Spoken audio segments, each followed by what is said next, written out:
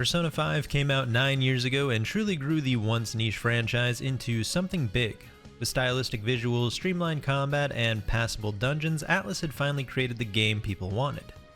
Then they made these. This brings us to Persona 5 The Phantom X, developed by Blackwing's game studio with some help from P Studio. Blackwing's being under the Perfect World Games umbrella, which you might know for Tower of Fantasy or allegedly upcoming Neverness to Everness.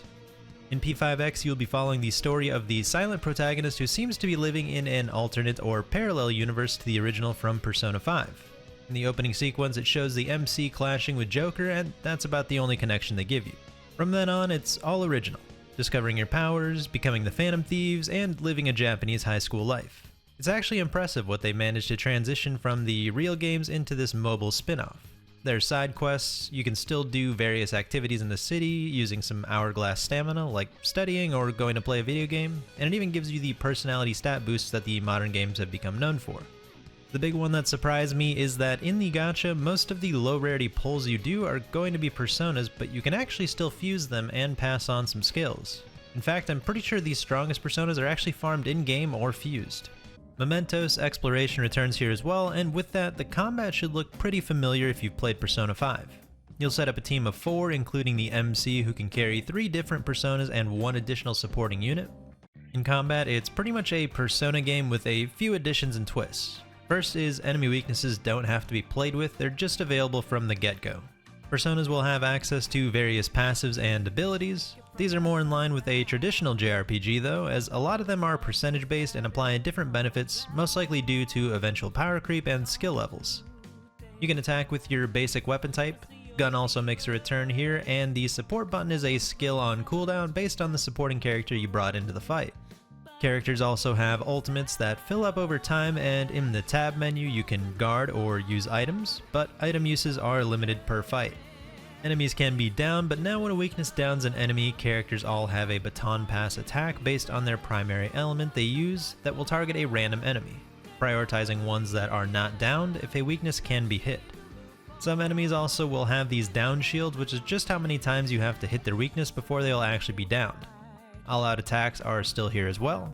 Outside of that, there's a speed up function up to 3 times speed and an auto button. Overall, it's a satisfying system, and although different in some aspects from the original, it's still definitely Persona 5. Which is nice to see if you've come off something like Honkai Star Rail, where you typically just have a basic attack, skill, and an ultimate. Combat will be taking place in mementos, palaces, farm stages, and some additional endgame modes, including a roguelike mode. As far as character progression goes, it's all over the place, and I'll just glaze over it a bit. Characters have levels, potentials to upgrade and uncap levels, swappable weapons, a standard gacha gear system in the form of cards, persona skill levels, and more. The main character behaves a bit differently as his personas are created and powered up in the Velvet Room, so not really a straightforward upgrade path for him. His level is also dictated by your account level and some extra stuff you can discover down the road. Now to get into the story a bit, hopefully not spoiling much, you're just some kid in high school and everybody's desires are being taken away.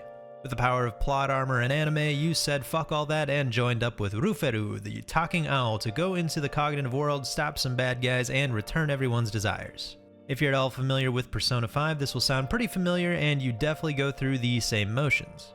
In the first chapter, you gotta steal the treasure of the Bumping Man and make him confess his sins. That's right, the goddamn Bumping Man. P5X's first villain is a dude that's big crime is aggressively bumping into people in the subway.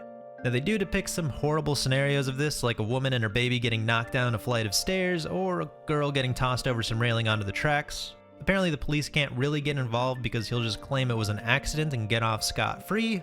I won't pretend to understand how things work in Japan, but even if you accidentally killed someone or jeopardized a baby's life in America, your ass is still accountable for it.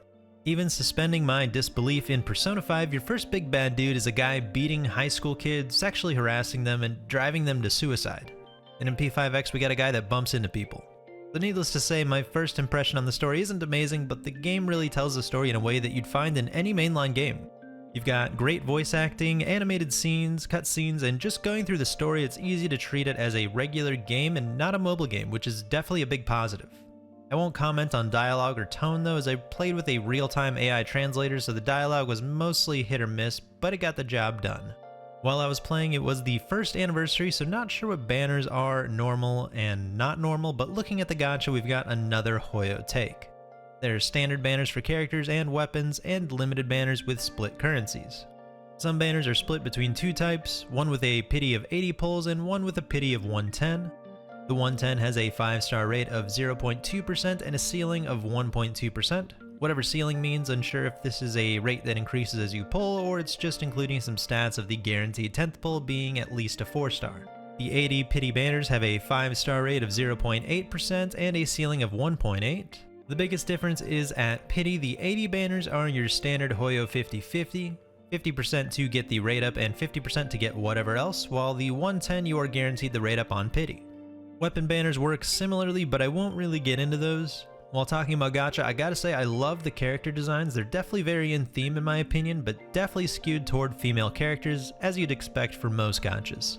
There's also a bunch of other things to do, like ongoing events. You can decorate your own palace to share with friends, water your plants, and can even go pursue confidence as you would expect and date them all. They've really captured a lot of what made Persona 5 and translated it pretty well into a mobile game.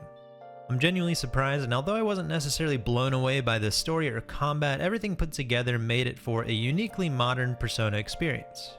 Now, this being a gacha with stamina and meant to be played daily, there are no time limits we would be used to, no permanent game over here. So where does this leave English-speaking players? Well, in a recent Japanese livestream, as the game should be coming to Japan soon, they announced that they will be talking about an English version, so although not confirmed, there may be a release to look forward to in the next year or so. Hopefully sooner.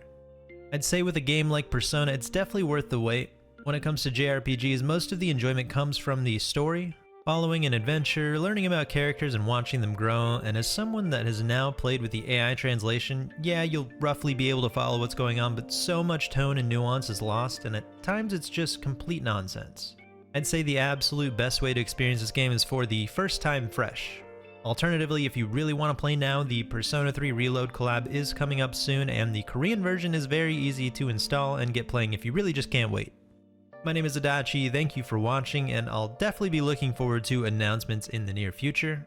As always, like, comment, subscribe, or don't. See ya!